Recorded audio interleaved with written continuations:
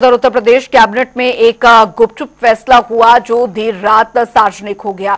मामला चौंकाने वाला है। हालांकि सुप्रीम कोर्ट का आदेश को कैबिनेट के आदेश से कैसे बदला जा सकता है। दरअसल यूपी में डीजीपी के चयन के लिए संघ लोक सेवा आयोग को नाम भेजने की जरूरत नहीं होगी, बल्कि राज्य सरकार खुद ही नाम तय करेगी। नए नियम के तहत डीजीपी का कार्यकाल 2 साल का होगा। वहीं इस पर सपा प्रमुख अखिलेश यादव ने योगी सरकार पर निशाना साधा है। उन्होंने सोशल मीडिया प्लेटफॉर्म एक्स पर लिखा, सुना है किसी बड़े पुलिस अधिकारी को स्थायी पद देने और उसका कार्यकाल 2 साल बढ़ाने की व्यवस्था बनाई जा रही है। तो वहीं इस मामले में सपा सांसद अवधेश प्रसाद और समाजवादी पार्टी के प्रवक्ता फखरुल हसन चांद ने भी प्रतिक्रिया दी है। जब हमारे नेता ने कह दिया कि ये डीजीपी के नियुक्ति के बारे में जो नया फार्मूला बना है, ये हमारे नेता ने कह दिया है, आदरणीय अखिलेश यादव जी ने, कि दिल्ली बनाम लखनऊ की लड़ाई है। अब देखिए लड़ाई कहाँ तक जाती है। अभी तो डीजीपी तक है, कल को कहाँ तक जाएगी ये भविष्य बताएगा। देखिए, जो दिल्ली और लखनऊ का झगड़ा है उसका पार्ट 2 शुरू हो गया है। उत्तर प्रदेश की कैबिनेट ने डीजीपी की नियुक्ति को लेके, डीजीपी के कार्यकाल को लेके संशोधन किया है। समाजवादी पार्टी समझती कि उत्तर प्रदेश में काफी लंबे समय से अस्थायी डीजीपी था और उसका कारण केवल ये था कि दिल्ली और लखनऊ में लगातार झगड़ा बना हुआ था। ये संशोधन की आवश्यकता बहुत नहीं थी, लेकिन भारतीय जनता पार्टी अपने चहेते अधिकारियों की नियुक्ति करके उनसे राजनीतिक लाभ लेना चाहती है, उनके कार्यकाल को लंबा करके राजनीतिक लाभ लेना चाहती है। ये संशोधन केवल दिल्ली और लखनऊ के झगड़े में और राजनीतिक लाभ लेने के लिए किया गया है। इन संशोधन की बहुत अधिक आवश्यकता उत्तर प्रदेश में नहीं थी। चलिए, तो ये डीजीपी नियुक्ति और ये जो नई तस्वीर यहां पर बताई जा रही है, वो उसमें कितनी सच्चाई है। और समाजवादी पार्टी की तरफ से तो ये तक कह दिया गया है यूपी बनाम दिल्ली की लड़ाई है। अब इसमें क्या तस्दीक जो है वो दिखाने की कोशिश की जा रही है, वो समझने वाली बात है। हमारे खास मेहमान हमारे साथ इस चर्चा में जुड़ गए हैं। राजीव मिश्रा बीजेपी नेता हमारे साथ जुड़ गए हैं, बहुत बहुत स्वागत है आपका। मनोज यादव सपा प्रवक्ता हमारे साथ जुड़ गए और हमारे संवाददाता तौकीर किदवई भी हमारे साथ इस चर्चा में जुड़ गए हैं। सबसे पहले बीजेपी नेता राजीव मिश्रा जी, आपके पास आना चाहूंगी। जो ये नई व्यवस्था भी यहाँ पर प्रस्ताव पास किया गया है कैबिनेट में, उसको लेकर तस्वीर समाजवादी पार्टी की तरफ से, खासकर जो बयान अभी हम सुन रहे थे, हमारे दर्शक सुन रहे थे, ये प्रदर्शित की जा रही है कि दरअसल दिल्ली और यूपी बनाम की लड़ाई जो है वो बन गई है। एक नई परिपाटी, एक नई परिभाषा जो है वो यहाँ पर दिखाने की कोशिश की जा रही है। अपने मनचाहों को इस पद पर बैठाने की बात की जा रही है कि दिल्ली से नहीं, अब डीजीपी जो है वो यूपी से ही तय होंगे। ऐसा नहीं है अंजलि जी। देखिए, जिस तरह से हम लोग ने बनाया है, कैबिनेट का एक निर्णय लिया गया है। कैबिनेट बहुत बड़ी उत्तर प्रदेश का निर्णय हुआ है। उस कैबिनेट के निर्णय में बहुत अच्छी कमेटी बनाई गई है और उसमें जो हाई कोर्ट के रिटायर्ड जज है उसको अध्यक्ष बनाया गया है। उसमें पूर्व डीजीपी को भी कोई एक शामिल किया गया है। यूपीएससी के भी एक उनको भी शामिल किया गया है। ऐसे कई कमेटी उनको बना के कमेटी बनाई गई है और कमेटी बनाने के बाद अगर कोई डीजीपी यहाँ पे काम अच्छा कर रहा उत्तर प्रदेश के में, उसको कुछ बारे में जानकारी है, अगर उसको जानकारी तो योगी जी का निर्णय है। कैबिनेट में निर्णय होना चाहिए था। जो निर्णय लिया उसमें कमेटी बना दी, वो कमेटी निर्णय करी कि इसको डीजीपी बनाना है। इसमें कौन अच्छी तो बात है, उत्तर प्रदेश के लिए अच्छी है। लैंड ऑर्डर मजबूत रहेगा। उत्तर प्रदेश का लैंड ऑर्डर आज भी देखिए, पहले भी सरकारें थी, आज उत्तर प्रदेश के लैंड ऑर्डर से बड़े बड़े घबराते हैं, क्योंकि लैंड ऑर्डर इतना अच्छा बना दिया योगी जी ने जब से 2017 से शपथ ली है। आज लैंड ऑर्डर के बारे में कहते हैं, हम तो बाहर मध्य प्रदेश गए, महाराष्ट्र गए कि आपके यहाँ लैंड ऑर्डर बहुत अच्छा है, बहुत अच्छी कानून व्यवस्था है। ये जब बाहर प्रदेशों में जाने के बाद हमको अभी हरियाणा के चुनाव में हम गए थे तो वहां कह रहे थे उत्तर प्रदेश का लैंड ऑर्डर बहुत अच्छा है। अगर इतनी अच्छी लैंड ऑर्डर है तो इसके लिए हम लोग को भी बहुत बढ़िया लगा कि एक कमेटी बनेगी, उस कमेटी का निर्णय होगा, जो अच्छा डीजीपी होगा उसको चुन। ठीक है, लौटूंगी राजीव मिश्रा जी, लौटूंगी मनोज यादव जी से भी। अभी एक रिएक्शन यहाँ पर ले लेते हैं। मनोज यादव जी, समाजवादी पार्टी की तरफ से जो परिभाषा इस प्रस्ताव को लेकर बताई जा रही है, उसे हम किस तरीके से यहाँ पर देखें? क्योंकि यहाँ पर राजीव मिश्रा जी तो कह रहे हैं कि लॉ एंड ऑर्डर यूपी का इतना ज्यादा अच्छा हो गया है, और क्या चाहिए जनता को? निश्चित तौर पे जो राजीव मिश्रा जी कह रहे हैं वो बड़ी बात कह रहे हैं, और इस बड़ी बात को सुनहरे अक्षरों से लिखा जाना चाहिए। तो एक आंकड़ा मैं बता दे रहा हूं, इसको किन अक्षरों से लिखे। उत्तर प्रदेश में कस्टोडियल डेथ सबसे ज्यादा हो रही। ये क्या लॉ एंड ऑर्डर सुधारने का तरीका है या लॉ एंड ऑर्डर बर्बाद करने का? यानी कि रक्षक की भक्षक बना जा रहा है। आप बताइए, लखनऊ में ही रहते हैं राजीव मिश्रा, मैं भी लखनऊ में ही रहता हूँ। इनसे मैं पूछ रहा हूँ, एक महीने के अंदर 2-2, 3-3 कस्टोडियल डेथ हो जाती है, और उसमें भी विभेद है। एक अगर ब्राह्मण राजीव मिश्रा जी की जाति का व्यक्ति मरता है तो उसको 10 लाख रुपए की मदद दी जाती है, और अगर कोई एससी समाज का, गौतम समाज का लड़का अगर खत्म हो जाता है कस्टोडियल डेथ में, तो उसको 1 पैसे की मदद नहीं दी जाती। ये है इनका law and order Yogi Adityanath का। वैसे जो डंका बज रहा है उस डंके का हमसे कोई सरोकार नहीं, लेकिन चूंकि हम विपक्ष में हैं तो इस डंके गूंज को थोड़ा सा हम जरूर धीमा करना चाहेंगे। आप सिर्फ और सिर्फ, अभी क्या मुख्यमंत्री जी का भी तो बयान था, दुर्दांत अपराधी कम कर दिए गए। नाम बताइए दुर्दांत अपराधी का लिस्ट आपने जारी की थी, माफियाओं की लिस्ट जारी की थी, तो उसमें कितने लोगों को आपने मारा? जी तो सब आपके सजाती हैं, मुख्यमंत्री जी के सजाती हैं, उनसे जाकर जेल में मिलते हैं। तो ये सारी बातें कह के उत्तर प्रदेश की जनता का सिर्फ मन मस्तिष्क में गुमराह करने का जो केमिकल है उसको ज्यादा स्तर तक बढ़ाने जाने का प्रयास किया जा रहा है। मैं तो एक ही बात जानता हूं कि उत्तर प्रदेश में सिर्फ और सिर्फ अत्याचार है, अनाचार है, दुराचार है, व्यभिचार है, बलात्कार है, लूट है, डकैती है। लेकिन मनोज यादव जी, जो ये प्रस्ताव कैबिनेट में पास किया गया उसको लेकर आप क्या देखते हैं? ये डीजीपी वाला जो मैटर यहाँ पर उठ रहा है कि दिल्ली ने अब यूपी में ही यहाँ पर तय होगा, अखिलेश यादव ने तो कह दिया है कि सुना है किसी बड़े अधिकारी को स्थायी करने की ये रास्ता साफ किया गया है। कार्यवाहक डीजीपी देने में रिकॉर्ड बनाया मौजूदा योगी आदित्यनाथ जी ने। कोई 6 महीने के लिए, कोई 3 महीने के लिए, कोई 4 महीने के लिए, और जो नहीं डीजीपी बन सकता है वो जूनियर भी डीजीपी बना दिया जाता है। तो वो सारी चीजें स्पष्ट है, और थोपे जा रहे थे डीजीपी उत्तर प्रदेश पे अमित शाह के द्वारा, प्रधानमंत्री मोदी के द्वारा। तो अब उससे छुटकारा निजात पाने के लिए वो टकराहट सामने आई है, और वो स्वयं एक कमेटी बना के डीजीपी नियुक्त करेंगे। अच्छी बात है, इसमें कोई बुराई नहीं, लेकिन सिर्फ एक व्यक्ति बना रहेगा और एसटीएफ चीफ सिर्फ एक ही व्यक्ति बना रहेगा लगातार। कैसे? दूसरा आईपीएस काबिल नहीं है क्या? दूसरा हमारा जो आईएएस है वो काबिल नहीं है क्या?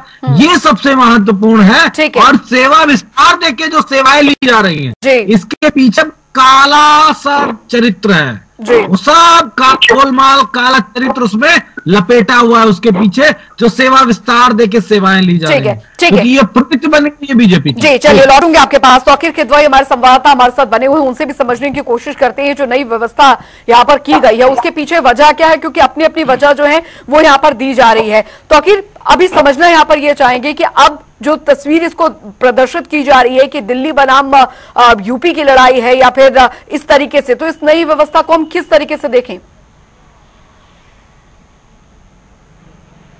देखिए, पहले तो समझना होगा कि उत्तर प्रदेश में सिर्फ कार्यवाहक डीजीपी नहीं, जो चीफ सेक्रेटरी हैं वो भी कार्यवाहक हैं, मनोज सिंह।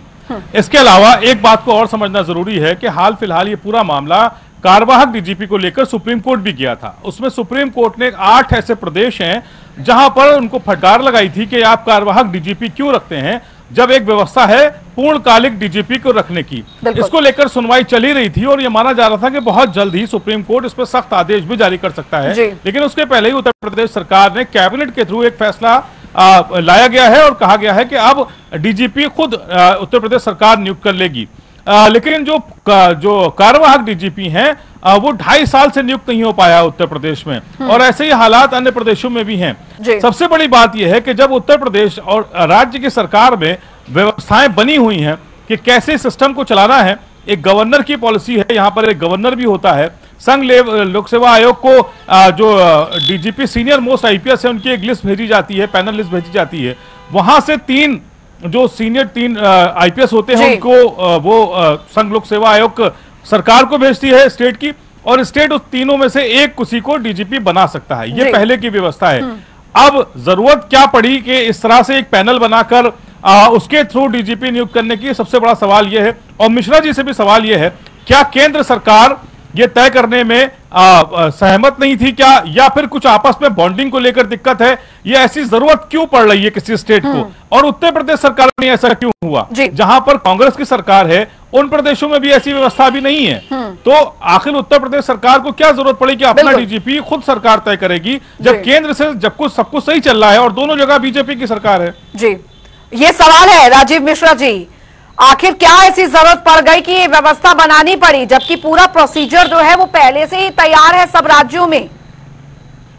देखिए, जिस तरह से कमेटी बनाई गई, अगर चुनने वाले आप देखिए, विधायक चुन के मंत्री बनते, मंत्री बाद कैबिनेट मंत्री बने, एक कैबिनेट निर्णय हुआ जिसमें मुख्यमंत्री बैठे थे, 2 डिप्टी सीएम बैठे थे, और इसकी एक अच्छी व्यवस्था की गई। उसमें हाई कोर्ट रिटायर्ड जज को बैठाया गया। ऐसे जो परंपरा चली, हम तो पहले नाम भेजते थे, 3 नाम भेजते थे, एक नाम तय हो गया। लेकिन अगर उत्तर प्रदेश में कानून व्यवस्था अच्छी चल रही है, जैसे अभी मेरे मित्र मनोज जी बता रहे थे कि कैसे कानून व्यवस्था 2012 से 2017 की सरकार नहीं है, ये 17 से 24 वाली सरकार है, जिसमें कानून व्यवस्था बिल्कुल मुट्ठी में रहती है। कानून व्यवस्था, सुबह अपराध हुआ, शाम को अपराधी पकड़ लिए जाते हैं, गोली मार दी जाती है। ये पहली बार हुआ उत्तर प्रदेश की सरकार में। जिस तरह से कानून व्यवस्था अच्छी है, जिस तरह से आप बता रहे हो कि अपराध, तो फिर 2022 11 मई 2022 के बाद से स्थायी डीजीपी क्यों नहीं मिल पाया उत्तर प्रदेश को? स्थायी डीजीपी क्यों नहीं मिल पाया? रहे हो आप अपनी सरकार में 2012 से 2017 में आप देखते थे, बहनें बिटियां निकल नहीं पाती थी, रोज बलात्कार होते थे, रोज वो होते थे। आज कानून का राज है, उस समय आप लोग का राज था, थाने में आपका राज चलता था। यहाँ कानून, वो इस समय इंस्पेक्टर का राज चलता है, पुलिस का राज चलता है। नहीं तो स्थायी डीजीपी की नियुक्ति क्यों नहीं हो पाई, ये भी तो सवाल उठ रहा है ना सर, विपक्ष तो उठाएगा। नहीं, विपक्ष उठाएगा तो उसके लिए तो हम लोग ने पैनल बनाया, पैनल बनाने के बाद कमेटी बनाई, कमेटी अच्छी बनी है। उसमें हाई कोर्ट का रिटायर्ड जज अध्यक्ष होगा, उसमें यूपीएससी का भी एक सदस्य होगा, उसमें पूर्व डीजीपी होगा। अगर ऐसी कमेटी बना के बढ़िया कार्यक्रम हो रहा, अच्छा डीजीपी चुना जाएगा तो अच्छी बात है, इसमें कौन दिक्कत है?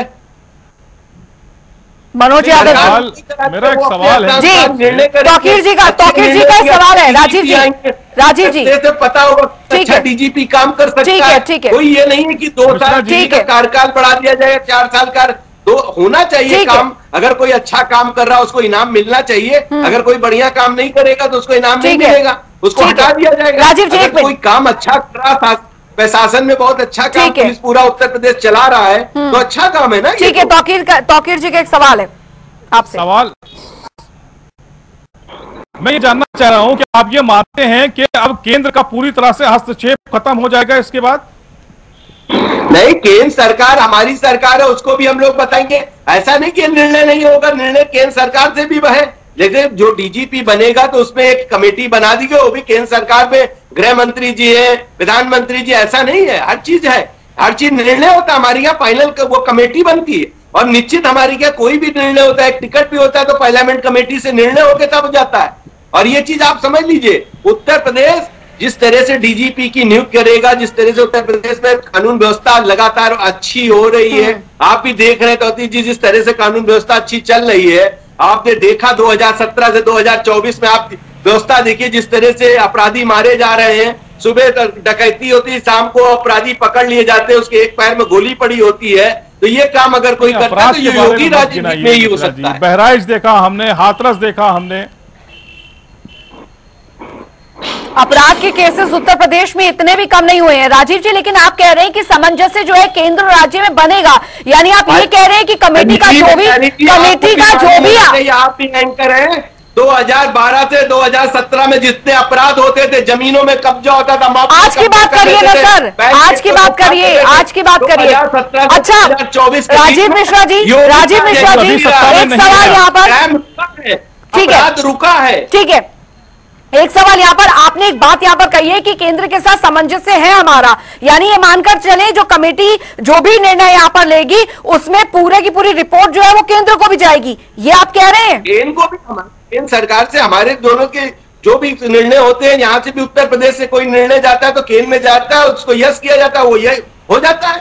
हम लोग भी कभी कोई कमेटी बनती है, ठीक है मनोज यादव जी, और वो उनको दिया जाता है फाइनल में। ठीक है मनोज यादव जी, अब राजीव मिश्रा जी ने साफ कर दिया है कि समाजवादी पार्टी की तरफ से जो बयानबाजी की जा रही है कि यूपी बनाम दिल्ली की जो लड़ाई है, ऐसा कुछ नहीं है। जो भी फैसला होगा वो केंद्र के साथ सामंजस्य बनाकर ही यहाँ पर होगा, ऐसा कोई लड़ाई वड़ाई नहीं है।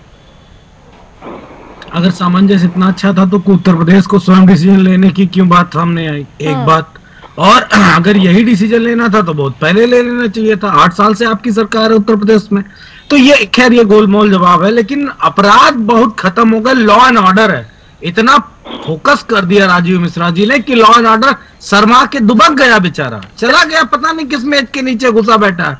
आज ही वीडियो मैंने देखा मुरादाबाद का, एक व्यक्ति टहलता हुआ जा रहा था और बाइक से 2 आए बदमाश और चलते गाड़ी को गोली मार दी।